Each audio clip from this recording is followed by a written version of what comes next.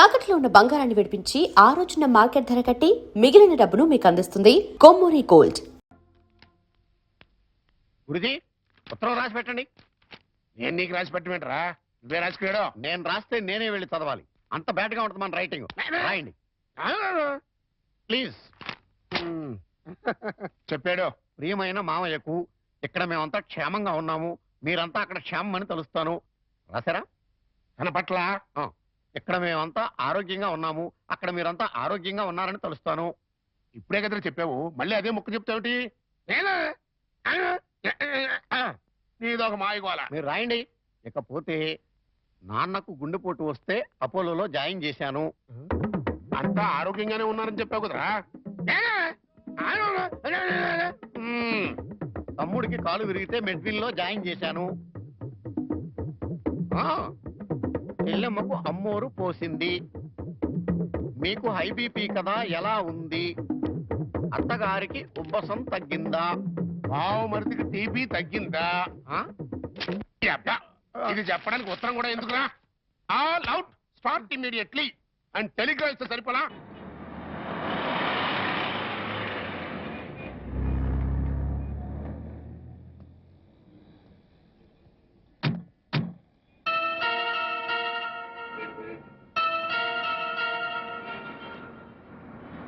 మీరు ఆఫీస్లో ఉండండి, నేను ఇప్పుడు వచ్చేస్తాను. అలాగే సార్, ఉంటాను. వాణి, అంకుల్ మీరు ఇక్కడ? ఆఫీస్ పని మీద బొంబాయి వచ్చాను. సడన్ గా నువ్వు ఇక్కడ కనిపిస్తే అంతా బాగున్నారా? ఇంకా బతికే ఉన్నారమ్మా. అంకుల్. అవునమ్మా, నువ్వు వెళ్ళిపోవడంతో ఎప్పుడూ చలాకీగా ఉండే నీ భర్త ఒక్కసారిగా కుంగిపోయాడు. నలుగురు పెళ్ళాం లేచిపోయిందని గేలి చేస్తుంటే ఆ బాధను మనసులో దాచుకోలేక బయటికి కక్కలేక నరక యాతన అనుభవించాడు. ఇక మీ నాన్న కన్న కూతుర్నే క్రమశిక్షణలో పెట్టుకోలేదు, వేలాది మంది విద్యార్థుల్ని క్రమశిక్షణలో పెట్టే అర్హత నాకు లేదని ఆ ఉద్యోగానికి రాజీనామా చేశాడమ్మా. మీ అమ్మ సరే సరే, అన్న కూతురు అత్తారింటికి వెళ్ళిందంటే ఏ తల్లైనా సంతోషిస్తుంది, కానీ అత్యాశలకు పోయి లేచిపోయిందంటే ఏ తల్లి మాత్రం సంతోషిస్తుంది చెప్పు? నిద్దట్లో కూడా నువ్వు గుర్తొచ్చి, నువ్వు చేసిన పని గుర్తొచ్చి నెల్లవార్లు ఏడ్చేదట. ఇక నీ బిడ్డ, వాడు ఆకలితో ఏడుస్తున్నాడు, అమ్మ కోసం ఏడుస్తున్నాడు, వాడు చెప్పలేడు, అవతల వాళ్ళకే అర్థం కాదు కదమ్మా.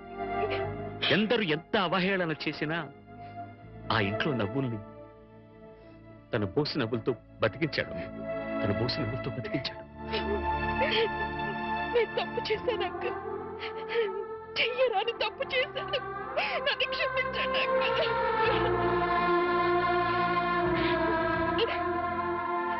సరిదిద్దుకోవడానికి అవకాశం లేని తప్పు చేశావమ్మా నువ్వు. డబ్బు పిచ్చితో వచ్చేసాను, కానీ సత్య ప్రమాణంగా నేను ఏ తప్పు చేయలేదు అంకుల్. అంకుల్, నేనే తప్పు చేయలేదంటే నువ్వు నమ్ముతావు కదా అంకుల్? నేను నమ్మినా ఈ లోక నమ్మదమ్మా. ఒక కుటుంబం పరువు మర్యాద ఆ ఇంటి ఇల్లాలి మీద ఆధారపడి ఉంటుంది. బస్సు డ్రైవర్ తప్పు చేస్తే ఆ బస్సులో ప్రయాణికులందరూ చచ్చిపోతారమ్మా.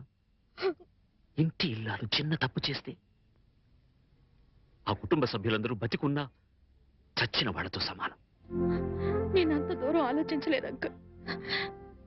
ఇప్పుడు అర్థమవుతోంది నేను చేసింది ఎంత తప్పు. అంకుల్, నేను సంజాయిషి చెప్పుకోవాల్సింది కేవలం ఆయనకి మాత్రమే. నన్ను క్షమించమని ఆయన పాదాలు పట్టుకుని వేడుకుంటాను అంకుల్. ఏం చేసినా నువ్వు పోగొట్టుకున్న స్థానాన్ని తిరిగి పొందలేవు వాణ్ణి. నీ నాన్న రామారావుకు మళ్ళీ పెళ్లి చేశాడు. ఆ అమ్మాయి కూడా నీకు తెలుసు, మీ తెలుగు మాస్టర్ శర్మ గారి అమ్మాయి సీత.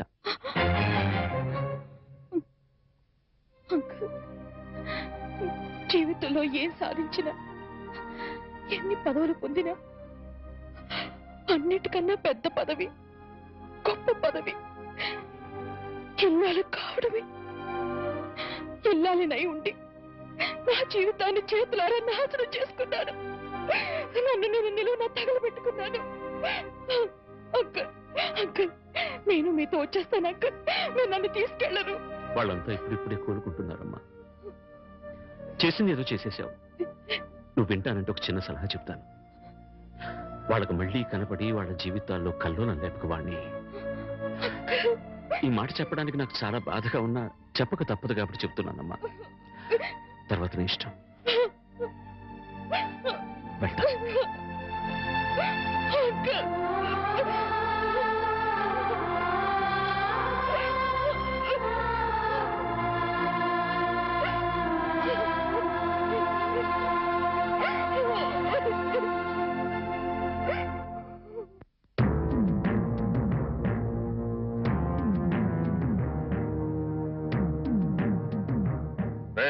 ఇంట్లో అద్దె కొంటుకు నువ్వేనా?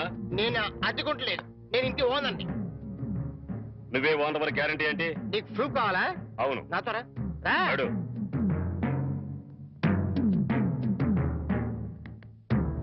ఈ నెల అద్దె ఎప్పుడు కడతావు? కడతాను రా. మా రౌడీ గారు వస్తే నీ ఒంటి కట్లు కడతాను రా. అద్దె అడిగితే సిలిండర్ వేసి ఇస్తావేంటి? అదేగా కడతా, తప్పకుండా కడతా. హెడ్ తాకట్టు పెట్టాను సరే కడతా. సరేనా? కడతా కదా.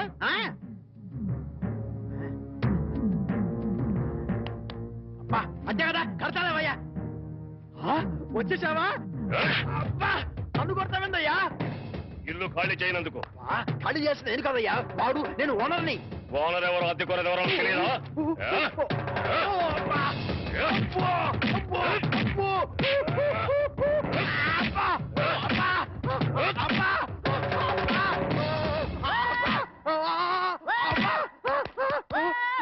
ఆడెళ్ళిపోయి చాలాసేపు అయింది. మనతో పెట్టుకుంటే రంగు పడుద్ది. పడిందిగా. అది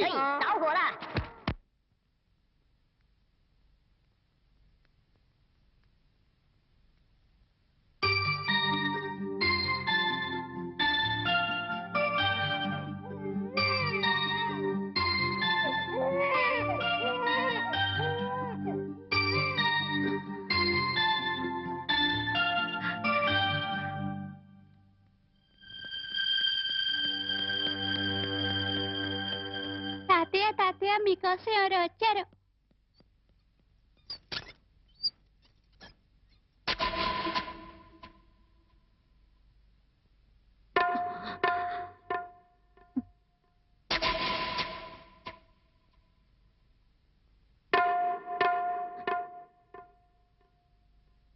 ఎవరమ్మా నువ్వు? చెప్పమ్మా, ఎవరు నువ్వు? నువ్వెవరో నాకైతే తెలీదు. ఒకవేళ మా ఆవిడికి ఎవరో తెలుసేమో. ఒక్కసారి పిలుస్తానుండమ్మా. పూర్ణ, పూర్ణ.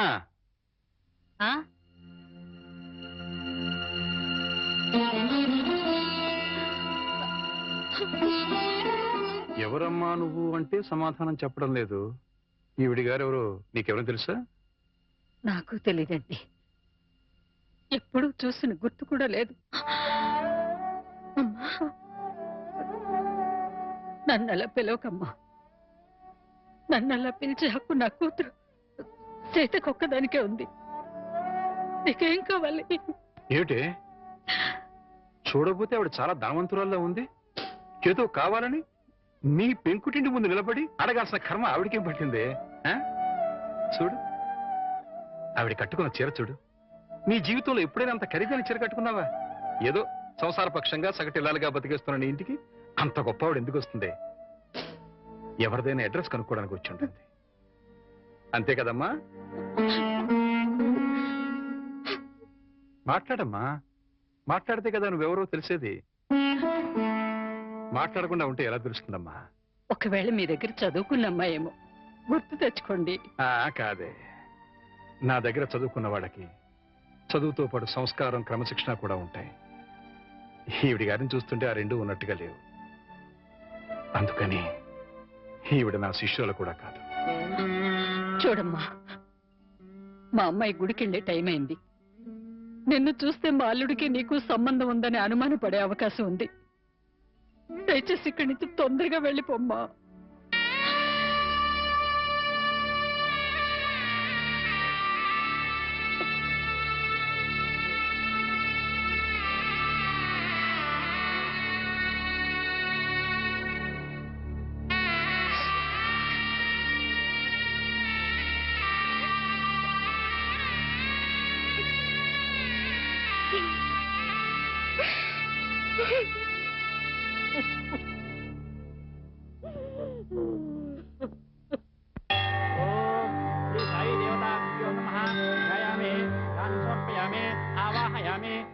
సమర్పయామి.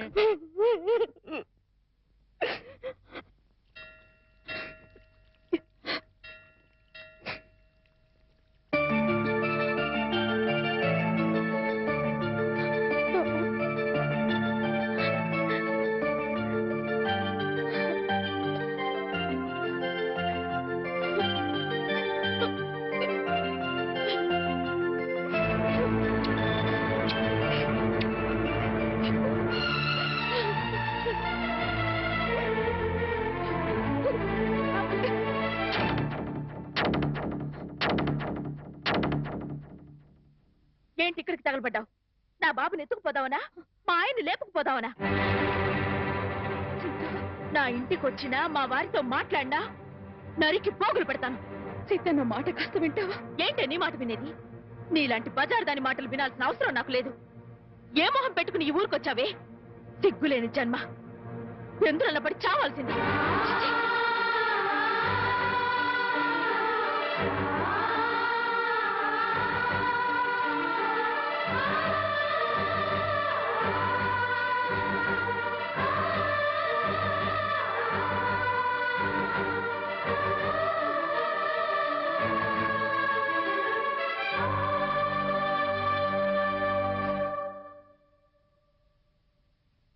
వాణి, వాణి, నువ్వు మా ఇంట్లో ఉన్నావని తెలిసి మీ అమ్మ నాన్న వచ్చారు. లోపలికి రమ్మని ఎంత పిలిచినా రావట్లేదు. నీతో మాట్లాడి వెళ్తామని బయటే నుంచున్నారు. నువ్వు వెళ్ళి మాట్లాడిరా.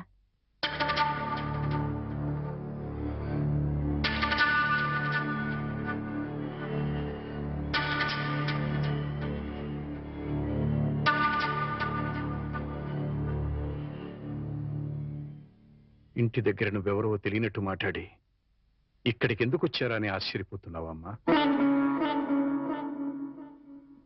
అక్కడ నువ్వు ఎక్కువసేపు ఉంటే అల్లుడు నిన్ను చూస్తాడని పంపించేశావు.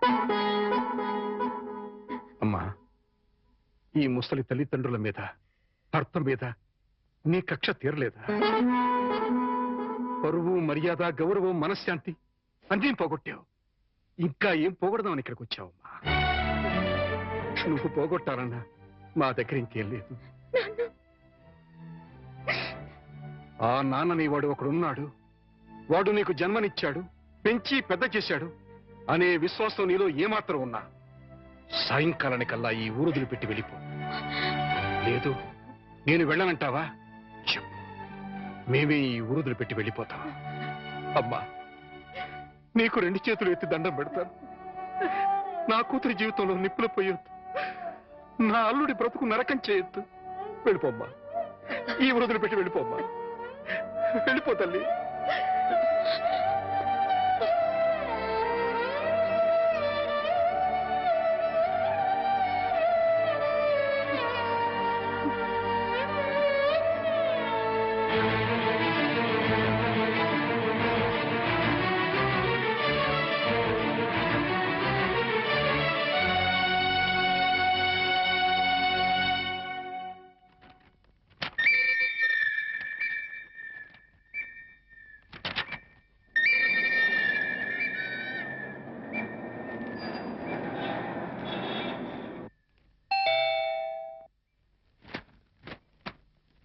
ఎవరు?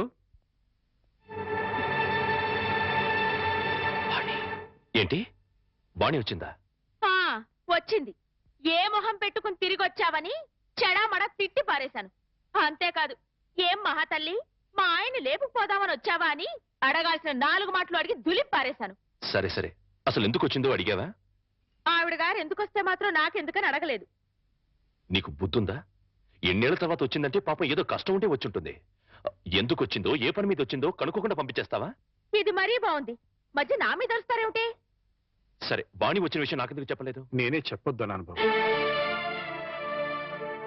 అది మళ్ళీ నీ కంటపడితే గతం నీకు గుర్తుకొస్తుందని, ప్రశాంతంగా ఉన్న నీ మనసు మళ్ళీ పాడైపోతుందని నేనే చెప్పొద్దు నాన్నయ్యా.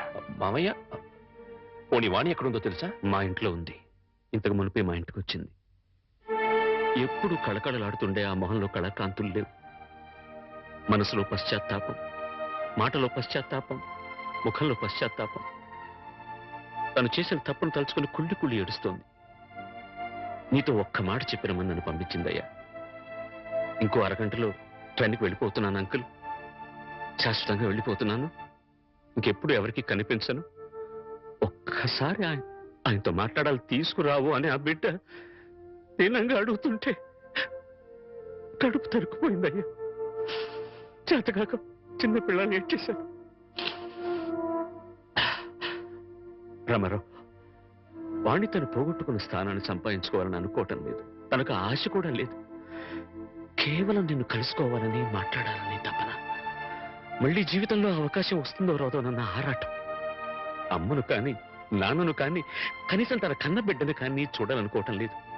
కేవలం నిన్ను చూడాలనుకుంటుంది, నీతో మాట్లాడాలనుకుంటుందయ్యా. ఆలోచించుకునే వ్యవధి లేదు రామారావు. అమ్మాయి వెళ్ళిపోవడానికి టైం అయిపోతుంది. నువ్వు తనను క్షమించినా క్షమించకపోయినా పర్వాలేదయ్యా. ఆ అమ్మాయి క్షమించమని నిన్ను ఒక్కసారి అడగడానికి అవకాశం ఇవ్వు రామారావు. Please please. సీత, నీ వాడితో మాట్లాడుస్తాను. ఆగండి, ఒక్క నిమిషం.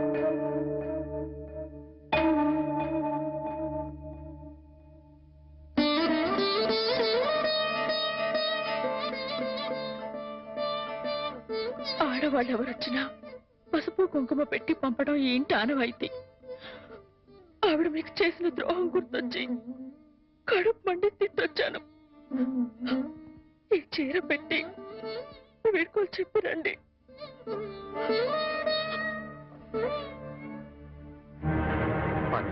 వాణి ఎక్కడ? ఆ గదిలో ఉంది. వెళ్ళిపో.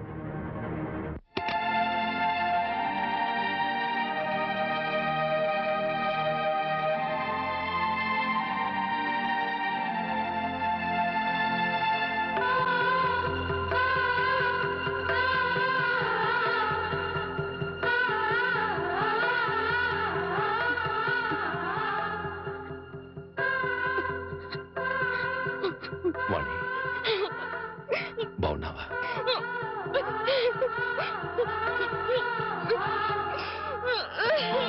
వాణి, వాణి, ఏమిటిది? ఇలా కొంచెం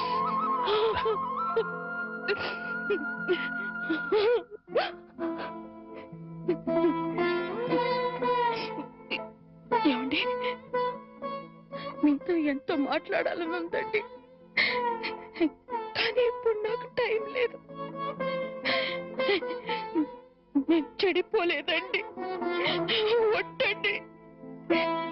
ఎవరు నమ్మినా నమ్మకపోయినా నాకు అనవసరం. మీరు ఒక్కరు నమ్మితే నాకు అదే చాలండి. నమ్ముతున్నారు కదా?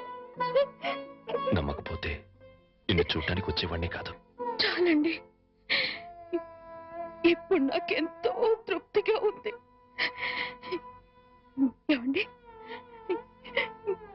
ఎవరూ లేని ఒంటరి దాన్ని అయిపోయానండి. వెళ్ళే ముందు ఒక్కసారి మీ ఒళ్ళో పడుకుని నాకు మీరున్నారనే తృప్తితో వెళ్ళిపోతానండి. ఒప్పుకుంటారు కదా?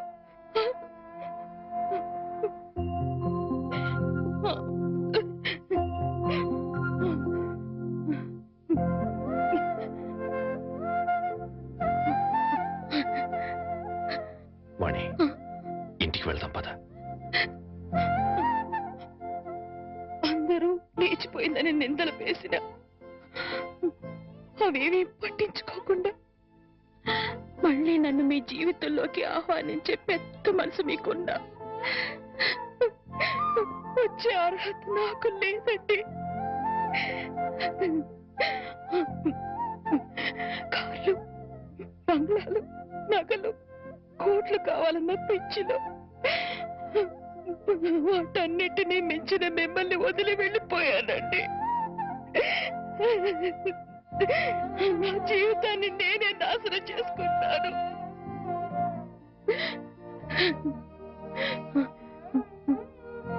మళ్ళీ ఇంకో జన్మంటూ ఉంటే మీ భారీగానే పుడతానండి. ఆ జన్మలోనైనా అందరూ మెచ్చుకునే భార్యగా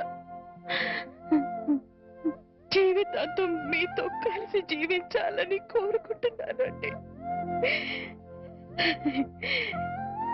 ఇక హాయిగా వెళ్ళిపోతానండి.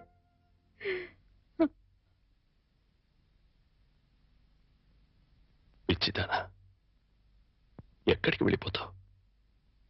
అప్పుడు ఇప్పుడు ఎప్పుడు నా హృదయంలో నీ స్థానం ఒక్కటే. పదమన్నింటికి వెళ్తాం, అక్కడ అందరూ కలిసి ఉండొచ్చు. సీత నేను ఒప్పిస్తాను అన్నట్టు సీత నీకు చీర పంపించింది. ఇదిగో చూడు వాణి, సీత నీకు చీర పంపించింది వాణి. వాణి వాణి వాణి